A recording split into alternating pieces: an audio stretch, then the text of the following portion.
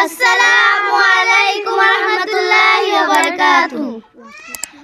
ওই কঠিন নীল আকাশ ভুবন মাঝে তুমি কুদরতি ইশারায় রেখেছো এই শ্যামল পৃথিবীর চিত্রখানি তুমি নিপুণ তোমার হাতে রেখেছো।